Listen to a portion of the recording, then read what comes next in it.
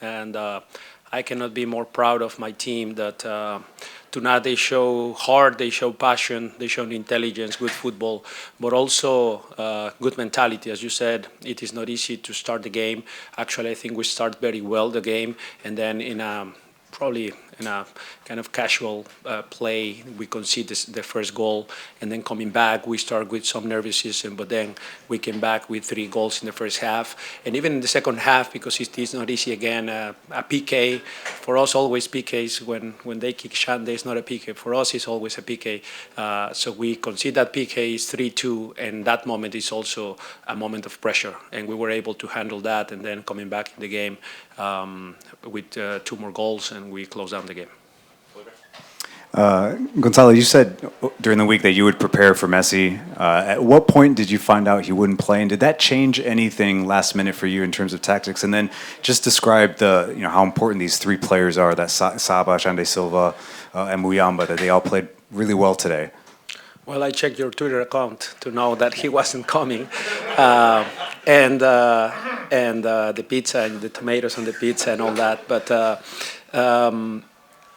honestly, we were planning, like I told the players, yes, it is Messi, it is Jordi Alba, it is Farias, Busquets, Tata Martino. I mean, Joseph coming back to the bench. I mean, a lot of things that go out there in the atmosphere, and everything seems to be about Inter Miami, about Messi, about all that. And I told them we have to turn that down to it's about us. It's about Atlanta United. So in that sense, I told them we have to play our game. We won't modify a thing because it's Messi, because it's Inter Miami. We'll play our way. Of course, little adjustments on how we press. We expected a backline of 3. So it was last minute kind of looking at their lineup and seeing that they were resting Christoph, and then they were not doing the backline of 5. So we know very well how to play against back fours, and we just in 2 minutes we told them the specifics. But overall, the message is the same: is pressing aggressively, trying to be intentional in how we press, and then being intentional when we regain the ball and we have possession. So I was very pleased with the execution of everything from the team, and I'm very pleased. And the play of Silva, Muyumba, and Saba comes on, his first touch is an assist. So how important have these players been? Very impactful. I've been saying this since a couple games ago in press conference. Kudos to the front office and the scouts. I think Carlos, they've been doing a great job. I think I've been witnessing this process since the process filtering the best players in each position, different continents, scouting in different continents, and also looking at the personal aspect of them, their culture, how they behave as human beings, how they are in the locker room. So we are asking questions to people that we know, and then the final stage of picking the right player out of the best 3, first 4, and then making it happen. So it's a lot of process that now we are enjoying many good players, good human beings, and good leaders. And I think that's a good combination for signings, and they're impactful. So in the last part of the season, it's good to have that. Doug, Danelle Franco. Doug, go ahead. Did you use Messi not being here as a bit of motivation for the players in the locker room? No. No, kind of, they think they can win without Messi. We're going to show them kind of. I mean, you never know what could have happened if Messi was on the field. Of course, they would have been probably better, but I think that the mentality of the team was such as that I think we still could have gotten a good result with Messi. I feel that way. I don't know.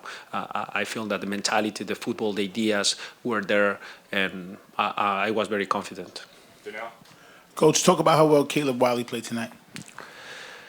Caleb Wiley, well, I would say everyone. We were just talking briefly in the coaching staff just now, and we were talking about everyone had a tremendous game. You go Caleb Wiley, Abraham in those 1v1 situations, Miles Robinson committing and dribbling almost 60, 70 yards, and then the defensive aspects of that. Brooks Lennon had a tremendous game, another high record for him individually, 4 goals, 10 assists, is the best in his career. Very happy for him.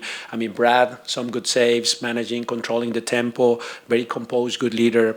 As a team, I think we did great. 7 assists in 1 game is a big achievement for the franchise. franchise. And then Thiago having 15 assists, is the number one in terms of assists in one single season. So very happy with all of them, but Shande, but Gigi, but Edwin, Mosquera, Sava, Adjani, the way he came in, Miguel Berry, everyone. Tristan had a tremendous game. So when you start to remember those names, you start to think about all the good actions they had tonight.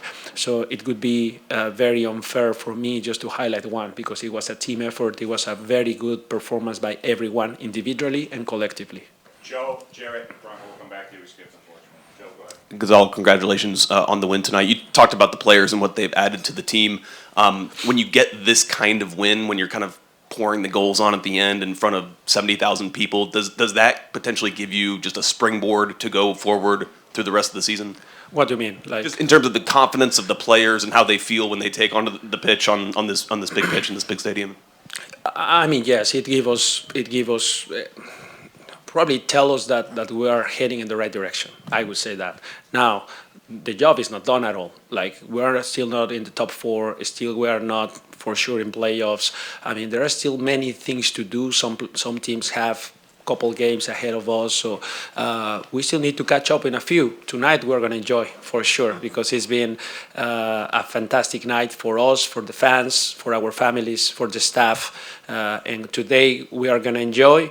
Tomorrow we'll all be preparing for DC, the players recovering, training, us as a staff preparing for DC United away, but of course it's telling us that the team is going in the right direction.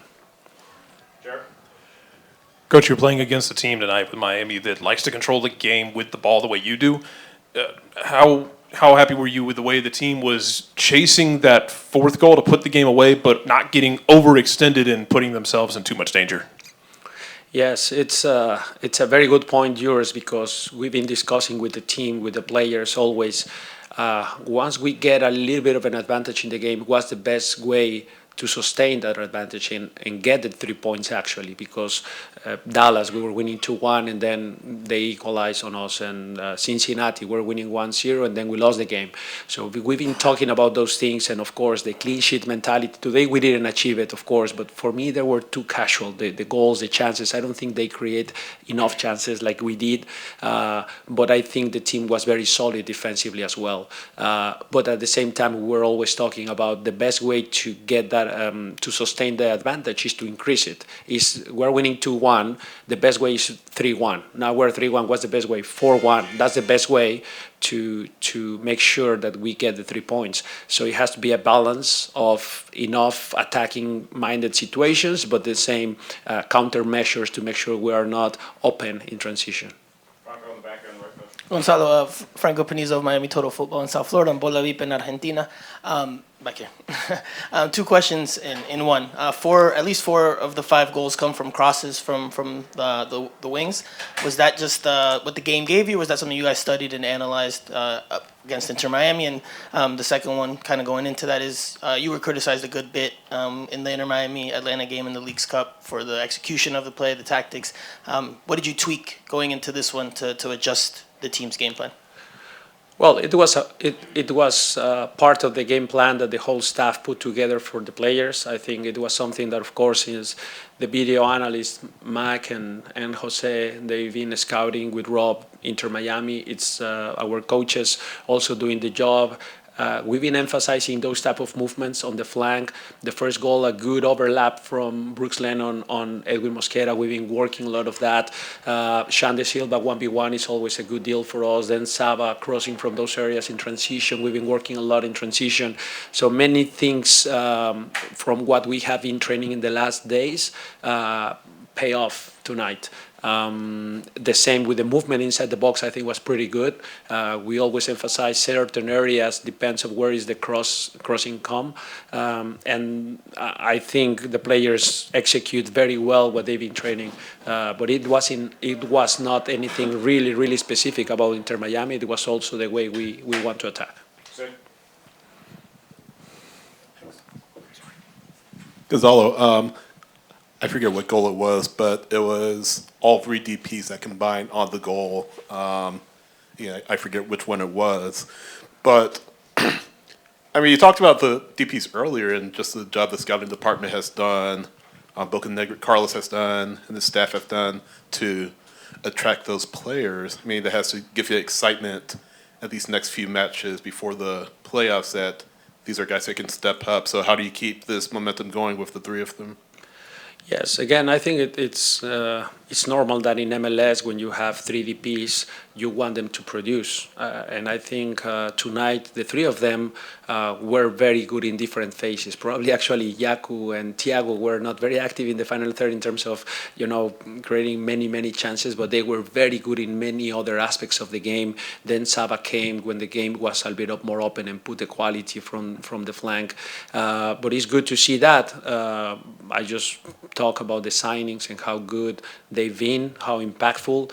But it is, again, is the maturity of those players and how they can integrate quickly enough to make sure that they can impact, because we knew they were good players. It was, for me, how quickly we can integrate them into the system to get that cohesion that you can see on the field.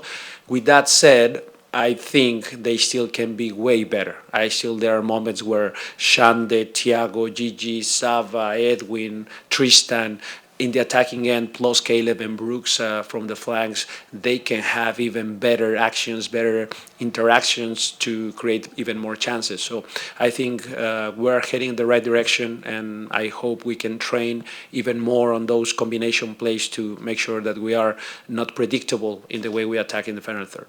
We're going to switch to Spanish. I'm asking everyone to stay here quickly, though, because Coach has not had a chance to talk to the team. So we're going to take 2 questions in Spanish. Coach is going to go talk to the team. Then we'll open the locker room. After Coach is gone, Tata Martino will also be speaking in. Diego, in the back, go ahead.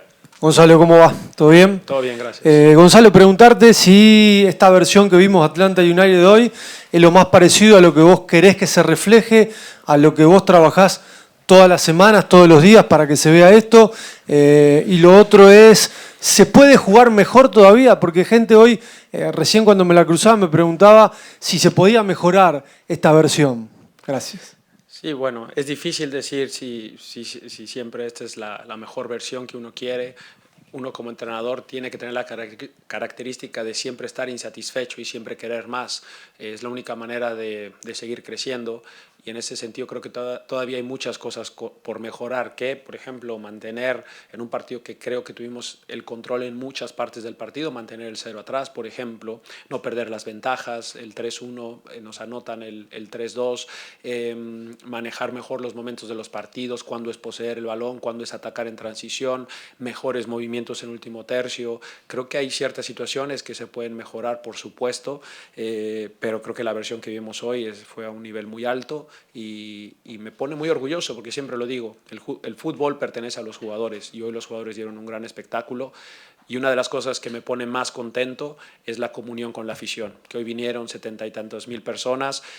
Se habla mucho de que vinieron a ver a Messi. Creo que normalmente este equipo produce 40.000, 50.000, 60.000, así es que un porcentaje menor creo que hoy vino a ver a Messi y no se decepcionó de venir a ver Atlanta United, y ojalá que esos fans nos sigan teniendo confianza para seguir viniendo al estadio, seguirnos apoyando, porque en la recta final del torneo es importante tener esa comunión con los fans y con los jugadores. Profe, Saba no está todavía para 90 minutos.